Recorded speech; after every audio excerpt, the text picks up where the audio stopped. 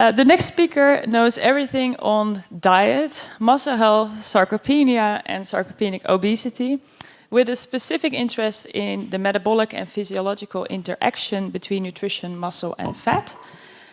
Within SONOTS, he worked on the definition and validation of the sarcopenic obesity phenotype. So it is our pleasure to introduce Professor Yves Boirie from the University of Clermont Auvergne, and I really hope I pronounced that correctly, in France. And he will present today about the interaction between muscle and fat.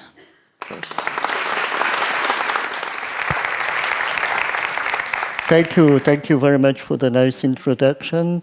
Good morning, everyone. It's my pleasure to be part of the SONOTS and to have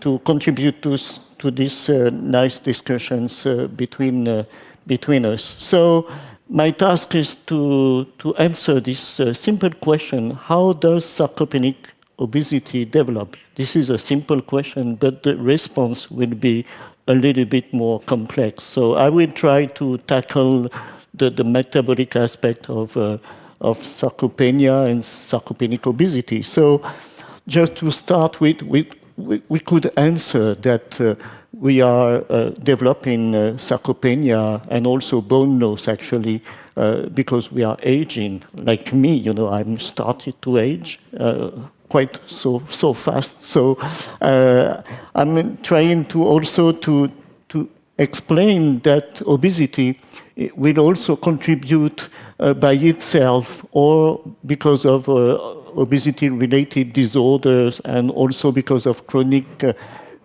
disease, because you can have, of course, obesity, young adult or even in the childhood, you can be obese and you will also develop a lot of different comorbidities that will also promote sarcopenia. So the question first from the SONOTS discussions was to ask which factors are contributing to the onset of sarcopenic obesity. So we went, especially Alexandre Pinel came to the literature to analyze which factors was associated with sarcopenic obesity phenotype.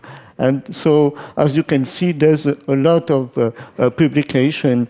Of course, on sarcopenia, there is more than 3,000 papers every year. And now for sarcopenic obesity, we have around 300 papers every year right now, but you can see that it's going very fast. And so with Alexandre, we were able to extract 39 factors from 240 articles. And then additional factors were given by an international panel of experts. And you can see that there were, I won't go into all the details, but the sarcopenic obesity phenotype was associated with clinical factors, also with lifestyle factors, also with psychosocial factors, also with nutritional factors, and biological factors. So you can see that there's a lot of factors that could explain the development of sarcopenic obesity, but you have to keep in mind that all these factors are interacting between them, you know, and they might contribute all together.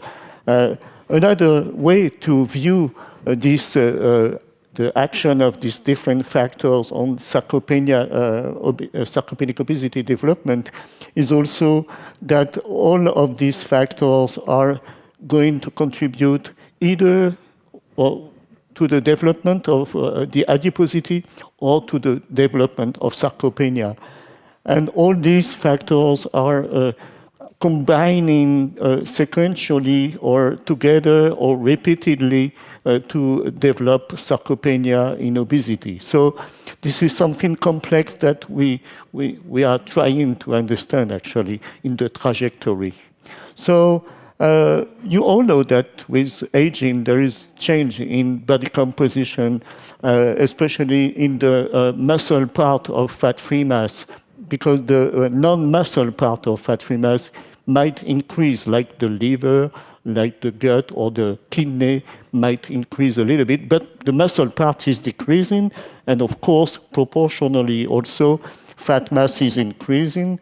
But what is maybe more specific is that fat is not only located in adipose tissue, but also in other tissue.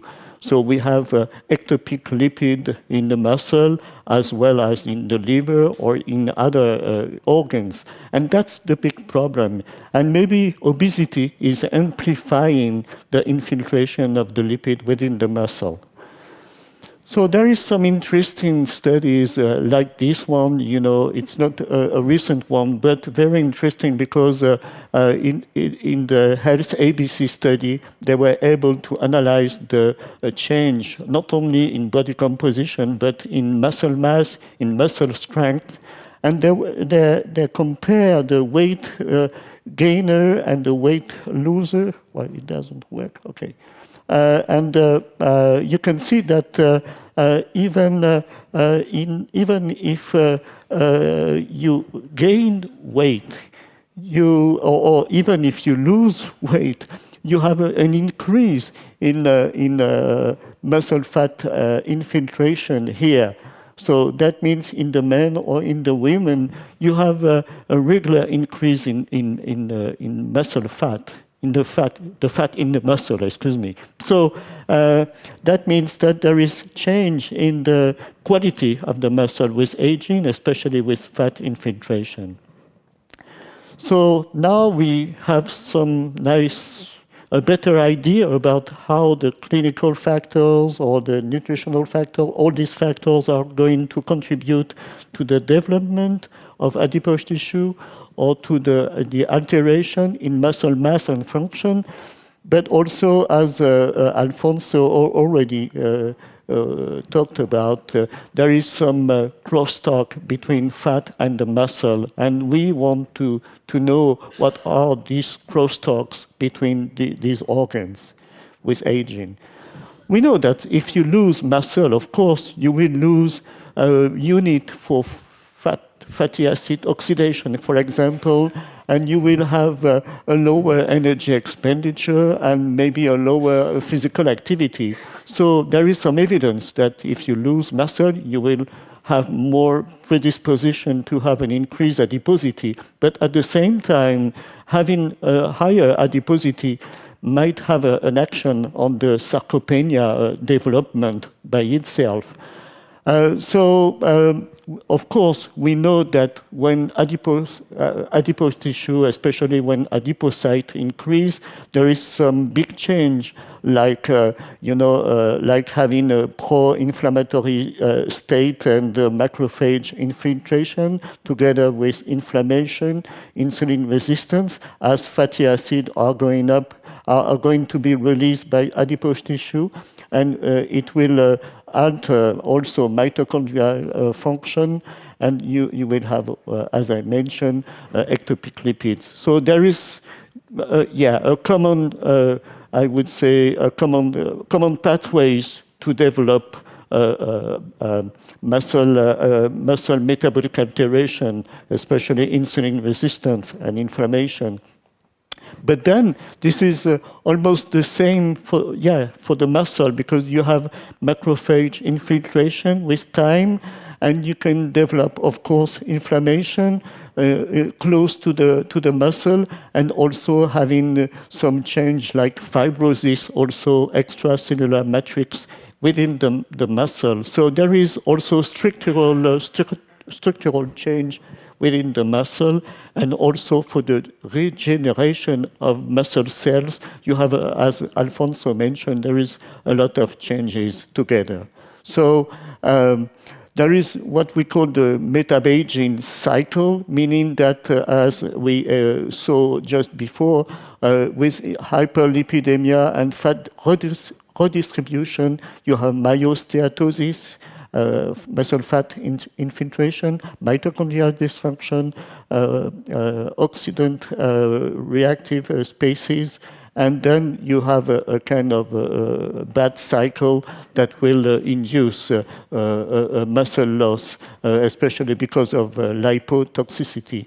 But there is also other communication, especially what we call the adipokines, or some factors that are produced when adipose tissue increase. So I won't go into the details, but for example, myostatin is greatly increased in obese, especially with massive obesity. You have an increased production of myostatin. So all these compounds are able to have an action, inhibitory action on protein synthesis. So from what we saw, we can say that adipose tissue will promote microinflammation, insulin resistance, mitochondrial dysfunction, oxidative stress. But then the question that we asked in the lab was about the action. Is there any specific action of the lipotoxicity with ectopic lipid on muscle protein turnover? And so we did this study many years ago now, looking at what was the protein turnover within the muscle in obese and non-obese patients. You can see that there is a slowing protein turnover in the muscle of obese patients. But then when we infuse insulin and amino acid, there was almost no response in different protein fraction within the muscle for the myosin, actin, or for the mitochondrial fraction. So that means that in response to insulin or to anabolic factors, there is a kind of resistance, and this is what we call the anabolic resistance. So, and it was interesting to see that there was an inverse relationship between the protein turnover, the muscle turnover, which was lower in relation with an increase in fat mass. So there is something going on, I mean, with the protein turnover in the muscle. And other groups have shown exactly the same, like here. You can see in older people, being obese will induce a state of anabolic resistance, like here for myofibrillar protein synthesis rates. So there is something going on, which is called anabolic resistance, and it was also in relation with leg fat mass. So there is some other groups that did almost the same analysis, that there is some muscle anabolic resistance. So what does it mean, and what is the practical implication of this observation? As you all know, throughout the day, when you eat a meal, you have a muscle response in terms of synthesis and catabolic rate in the muscle. So that means that you have a cyclic pattern depending on the meal intake. And so from this, we can say that there's a lot of studies that has been done with aging, but just to let you know that there is a blunted muscle response to the meal because of this anabolic resistance. There is we don't have time, but there is other situation where you have a blunted anabolic resistance, especially if you have what we call the splanchnic extraction, if the amino acid are not able to reach the muscle because of digestive changes. Anyway, so this anabolic resistance is really a key. And we did a study, so to induce lipotoxicity, we could see, for example, that with aging in the animal, there is a lower capacity to get the fatty acid in the adipose tissue. So there is more, lipid coming into the muscle. And we could see that there is some alteration with insulin signaling because of fat infiltration, as I showed you before. So there is some evidence now that the accumulation of ceramide, which are lipid derivatives within the muscle, they are able to interact, of course, on the insulin signaling pathway, inducing insulin resistance, but also for the anabolic stimulus, and there is a kind of anabolic resistance. So this is something that is very much important to understand. And even in some neuromuscular disease, it can be interesting to see if there is lipid infiltration for the anabolic action of the meal. Anyway, so I'm trying now to summarize all these things. With adipose tissue accumulation, you might have some impaired mitochondrial dysfunction and an impaired oxidative capacity, together with the accumulation of lipid in the muscle, lipotoxicity, together with inflammation coming from adipose tissue, as we saw, and also insulin resistance, and all these alterations are going to lower the response of muscle protein synthesis to the meal. But then, of course, inactivity or overfeeding, but also vitamin D deficiency. We have experienced that vitamin D deficiency is capable of inducing anabolic resistance, also by increasing muscle fat lipid infiltration. So there is some evidence that we can work, of course, on physical activity, on nutrition, on vitamin D also. And of course, we have to try to decrease a little bit the weight, but this is something that we will discuss about. So you already saw this slide, just to let you know that sarcopenic obesity is really occurring due to a myriad of different factors which combine to result in the loss of muscle mass and gain of adipose tissue, and the presence of chronic and acute condition will further increase the risk of sarcopenic obesity. So we have a kind of picture of what happens. And then you already saw this slide. We have a kind of vicious cycle with muscle loss, reduced mobility, decreased energy expenditure, a positive balance, an increased ectopic adiposity and inflammation. So we can work with physical exercise, we can work on nutrition, and you will have also nice talk from Doris just after the break. And then the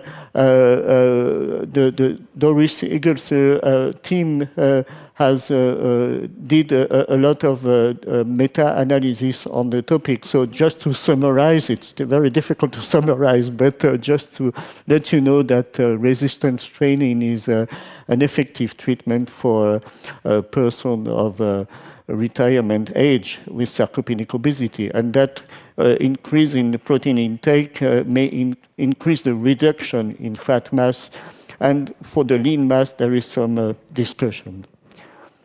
So you already saw this slide. This is just to let you know that not only nutrition and physical exercise, but maybe other pharmacological agent might be efficient, and also bariatric surgery, of course. And this is something that we have to think about, especially in the long term of bariatric surgery. Especially you asked the question about the protein intake. It's not so clear, and especially because of the digestive changes. What we can say is that, for example, if we take anti-diabetic drugs, we can say that there is some pharmacological agent that are able to help, or some other are maybe not so good for the muscle. So we really need to understand each of these categories of treatments.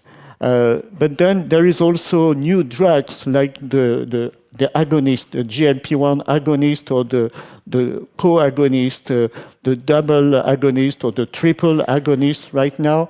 All these drugs are capable to lose weight, a lot of weight actually, but we have to consider the muscle quality also at the same time.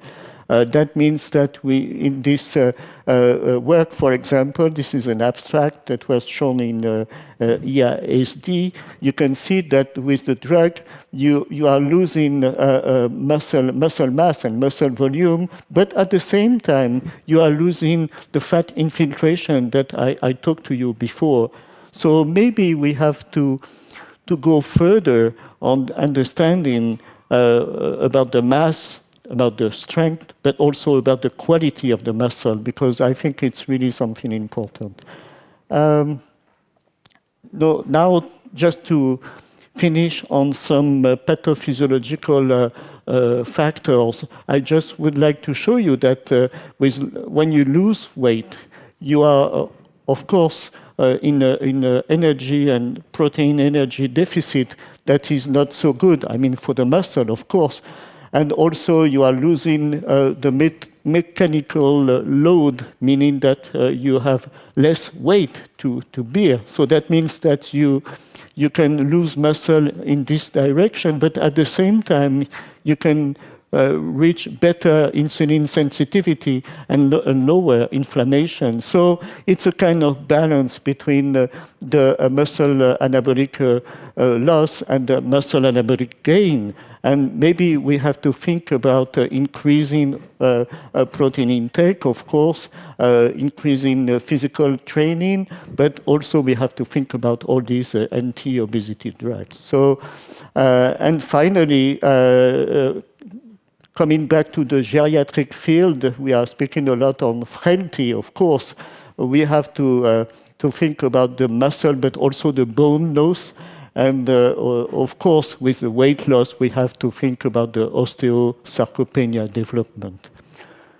Okay, so my final messages are that, of course, as you understood, there's a body mass, body composition change with aging, together with higher muscle ectopic fat infiltration, in conjunction with numerous associated factors.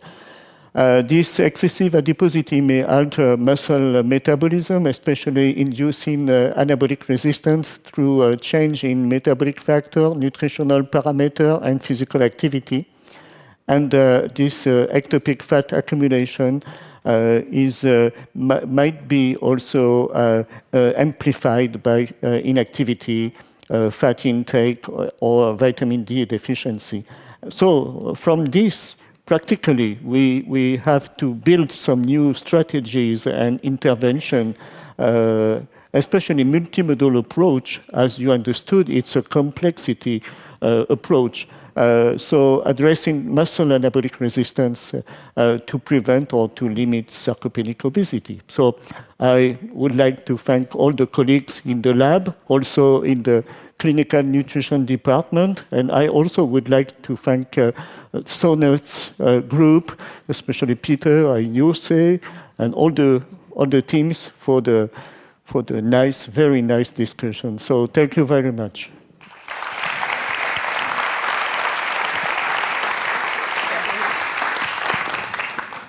Thank you very much, Yves. There's still room for questions.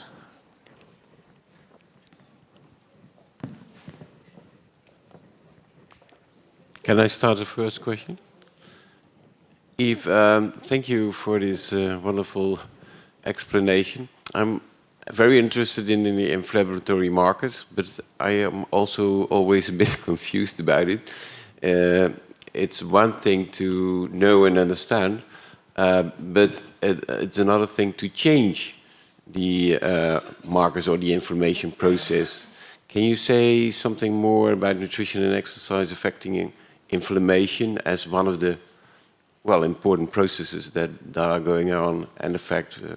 That's right. That physical exercise might induce some interleukin-6, for example, production. So this is what you mean? I mean, and then, of course, when you do one-time physical exercise, then you might feel some kind of inflammation, and you have an increase in inflammatory markers, actually. But when you train, then you will make your I'm not a exercise physiologist, so I'm wrong, but if you train, of course, you will adapt, and inflammatory markers are going to lower, and you will improve, of course, all the structure of the muscle. But for the inflammatory aspect, it's not so clear, because you can have obesity without any inflammation. This is maybe the question also that you ask.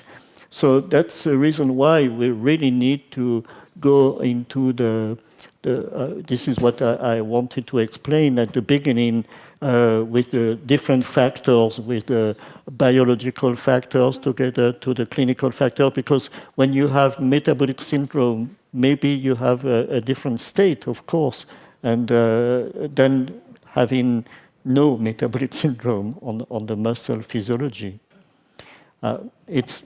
Maybe I did not reply to your question. No, it's excellent. Okay, and you was just the picture that we both showed and we published is actually missing a link between exercise and inflammation, I saw. But we have to adapt. That's right. Thank you. That's right. Any other questions?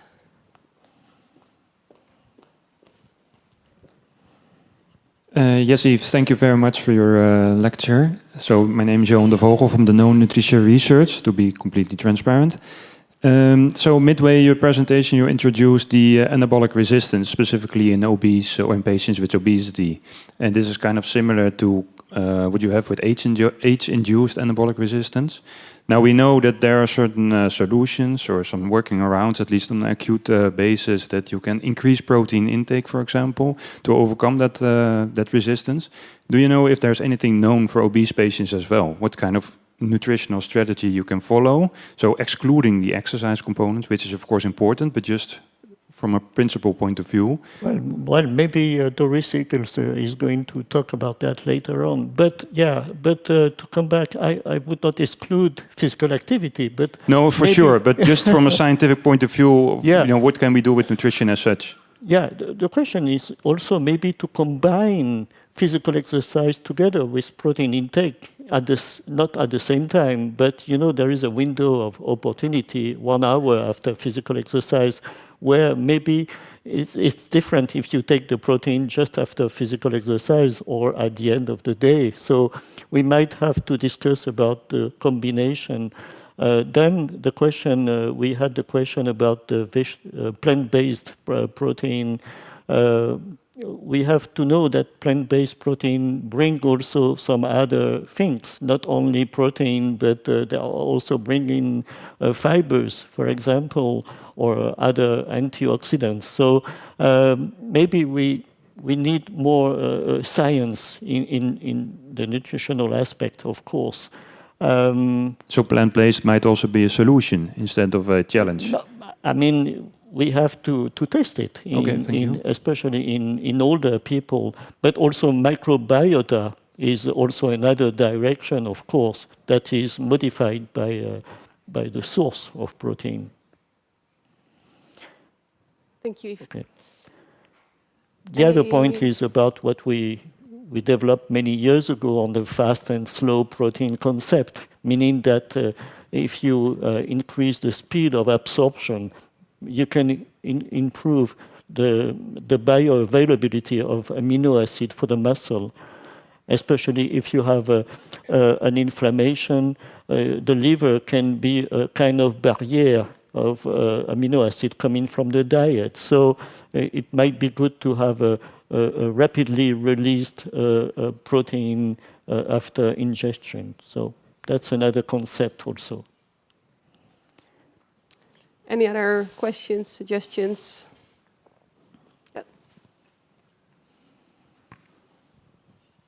Thank you for your lecture as well.